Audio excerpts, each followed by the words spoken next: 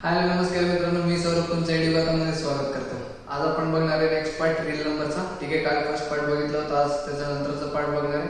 आजच्या पार्टमध्ये आपल्याकडे 3 टॉपिक आहेत. सगळ्यात पहिला आहे representing irrational numbers on number lines. आपल्याला इररॅशनल नंबर्स हे नंबर लाईन वरती रिप्रेझेंट करायचे.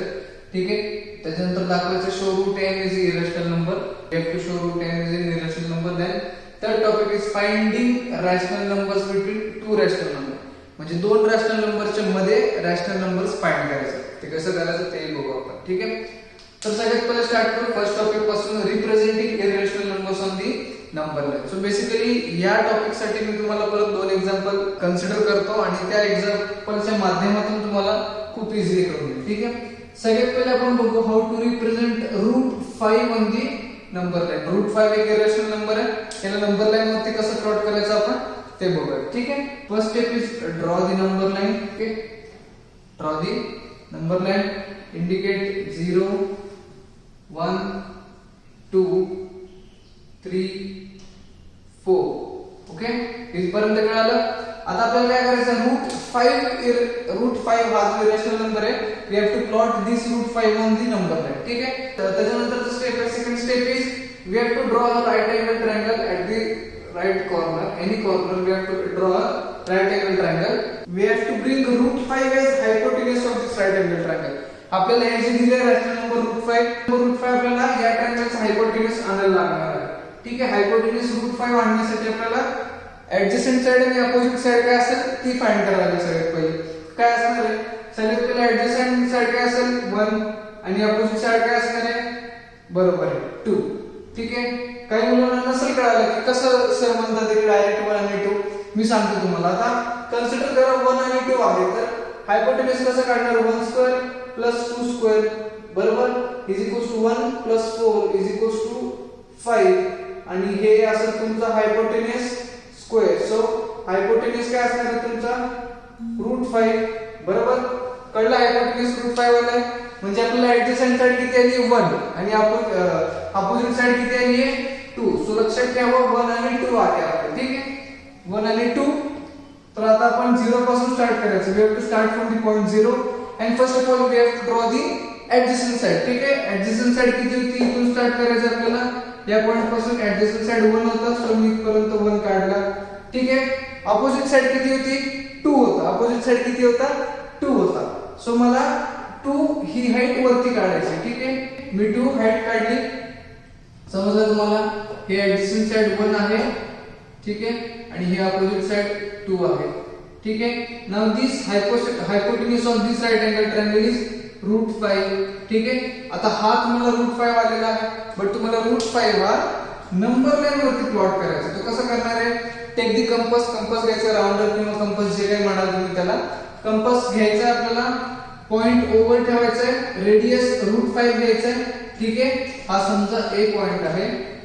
सो OA रेडियस घ्यायचे तुम्हाला. ठीक आहे, पॉइंट O वरती कंपास ठेवून A पर्यंतचा रेडियस घ्यायचा आहे. ठीक आहे, इथपर्यंत कळालं. O वरती पॉइंट ठेवायचा आहे, A पर्यंतचा रेडियस घ्यायचा आहे आणि त्यानंतर आर्क काढायचा. जो आर्क ह्याला इंटरसेक्ट करेल, कोणाला, त्या नंबर लाईनला इंटरसेक्ट करेल. ठीक आहे, कळलं तुम्हाला इथपर्यंत.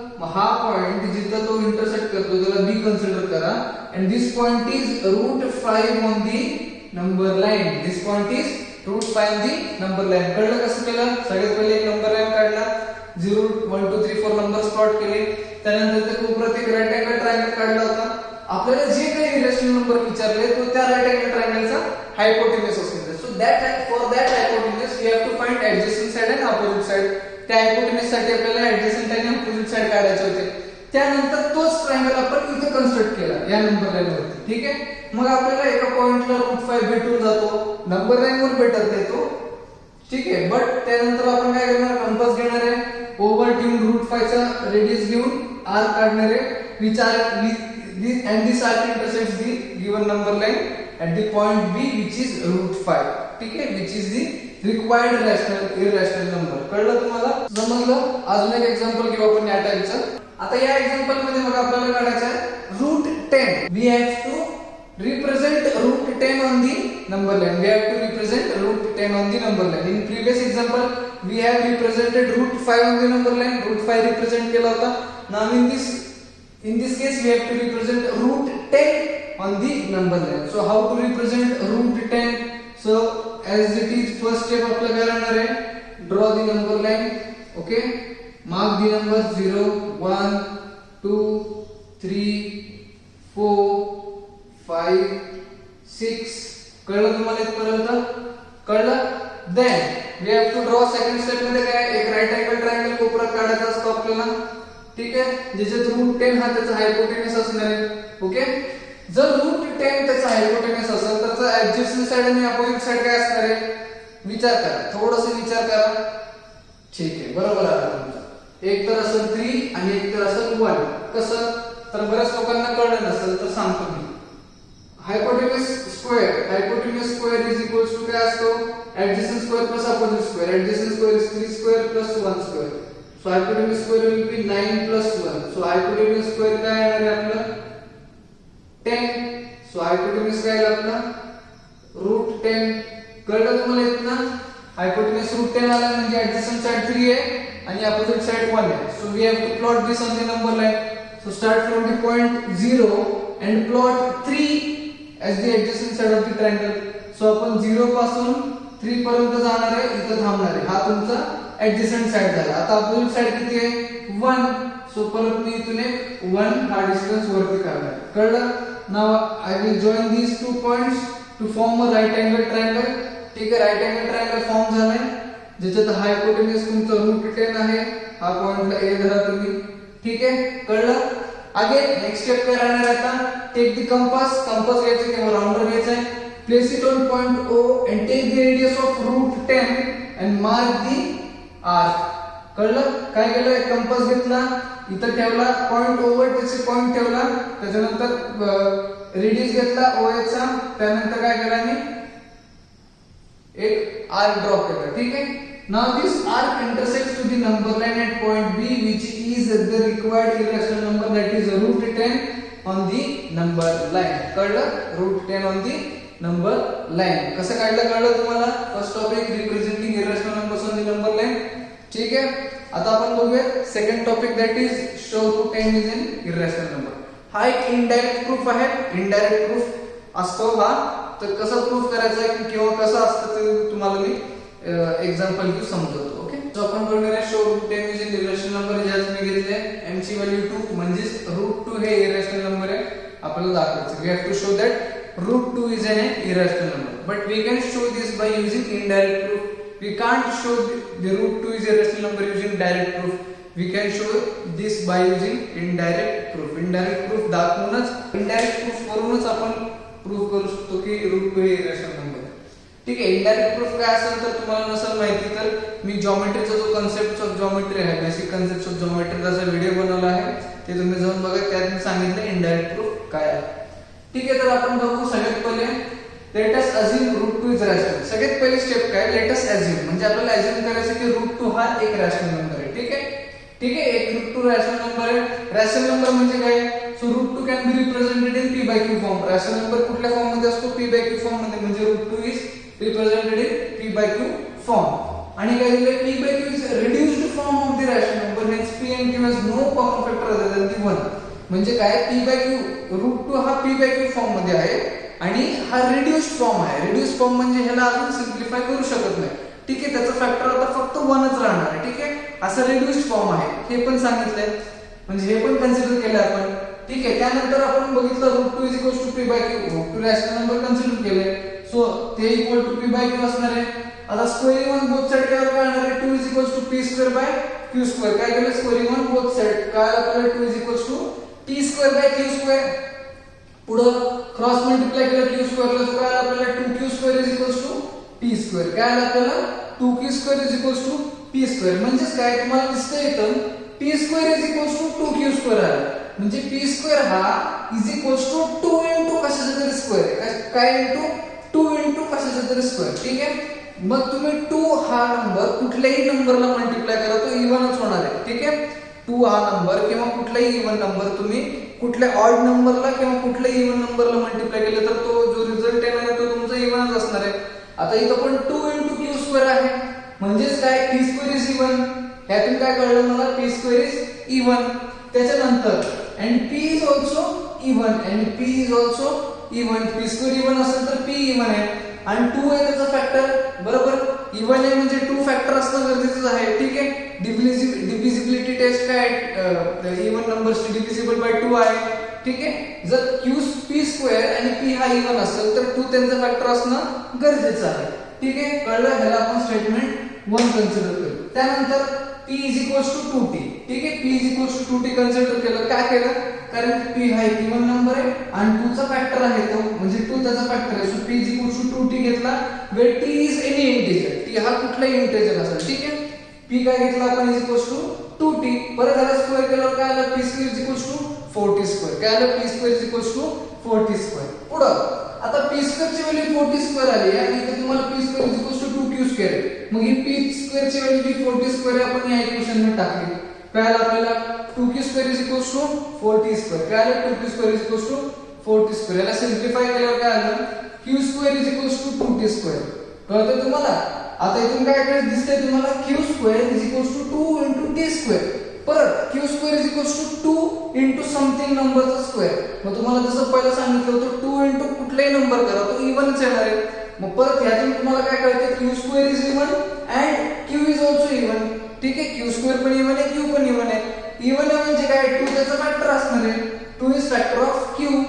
आता तुम्हाला काय काय भेटलंय? इक्वेशन 1 मध्ये 2 is factor of p. Equation 2 मध्ये काय भेटलंय? 2 is factor of q. म्हणजे from equation 1 and 2 we conclude that 2 is the factor of p and q both. ठीक आहे. p and q दोघांचा फॅक्टर आहे 2. ठीक आहे. बट आपण अजून काय केलंय? p by q is the reduced form which has a common factor which has no common factor other than 1. म्हणजे आपण असं कन्सिडर केलंय p by q हा रिड्यूस फॉर्म आहे ज्याच्यात त्याचा जो कॉमन फॅक्टर आहे 1 शिवाय त्याचा कुठलाही कॉमन फॅक्टर नाहीये. बट तुम्हाला या इक्वेशन 1 आणि 2 मध्ये काय येतंय? 2 हा त्याचा फॅक्टर आहे. बरोबर आहे. म्हणजे आपलं कुठं ना कुठं चुकतंय. ठीक आहे. So our assumption that root 2 is rational number is wrong. कळलं? आपला अझम्पशनच चुकला की root 2 is a rational number. ठीक आहे. रूट 2 हा रॅशनल नंबर आहे. अझम्पशन चुकलं. Therefore root 2 is an irrational number किंवा रूट 2 इज अन इरॅशनल. कळलं तुम्हाला? Root 2 is an irrational. कळलं?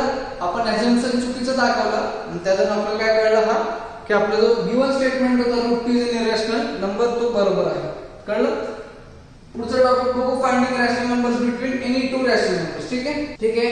आता आपण बघणार आहे finding rational numbers between any two rational numbers. ठीक आहे.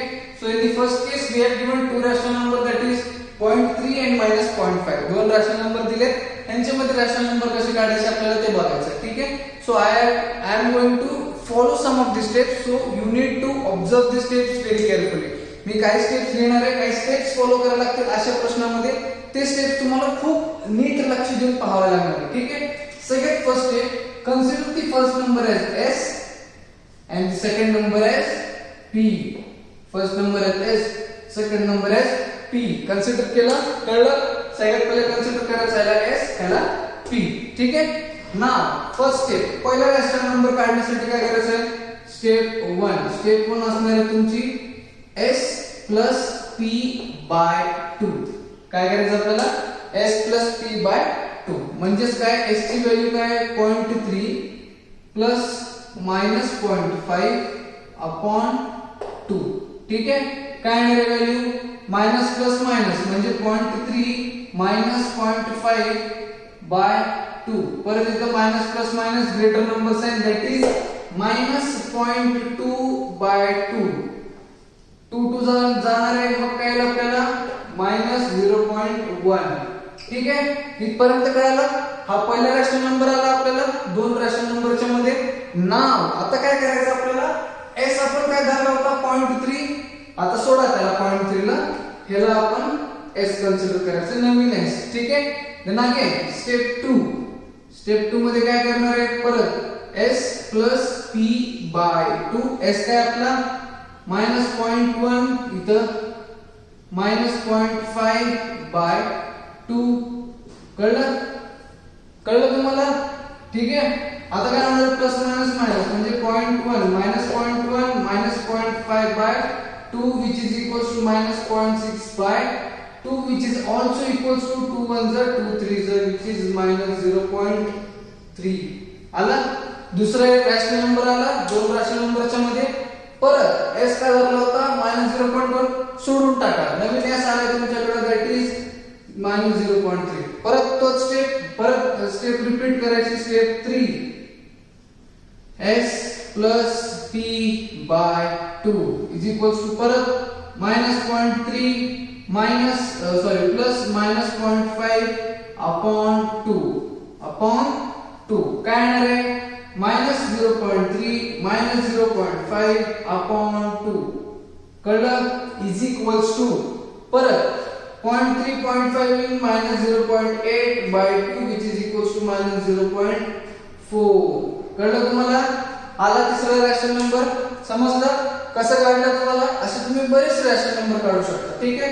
काय केलं तुम्ही s चेंज केला. फक्त पहिले 0.3 होता, मग नवीन आलेला नंबर s घेतला, परत नवीन आलेला नंबर s घेतला, परत नवीन आलेला नंबर s घेतला तुम्ही. ठीक आहे.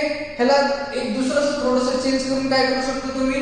इथे s चेंज केलाय, तुम्ही काही वेळेस p चेंज करू शकता. म्हणजेच काय, पहिले p -0.5 घेतलाय, त्यानंतर नवीन आलेला नंबर p घ्या, त्यानंतर परत जो नवीन नंबर येईल तो p घ्या. ठीक आहे. म्हणजे p ची व्हॅल्यू चेंज करा आणि s ची व्हॅल्यू सेम ठेवा. ठीक आहे. कळलं तुम्हाला? How to find a rational numbers between two rational numbers. खूप सोपा प्रश्न आहे. या प्रश्नात चूक झाली नाही पाहिजे. 2-2 मार्कासाठी येतील तुम्हाला, तर हे तुमचे बरोबर आलेच पाहिजे. ठीक आहे. सो आजचा व्हिडिओ आपण इथंच थांबूया. आपण अजून काही इंटरेस्टिंग टॉपिक नेक्स्ट व्हिडिओ मध्ये घेऊन येऊया. तोपर्यंत तुम्ही या व्हिडिओला लाईक करा, शेअर करा आणि चॅनलला मात्र जाता जाता सबस्क्राईब नक्कीच करून जा. आपण भेटू पुढच्या व्हिडिओ.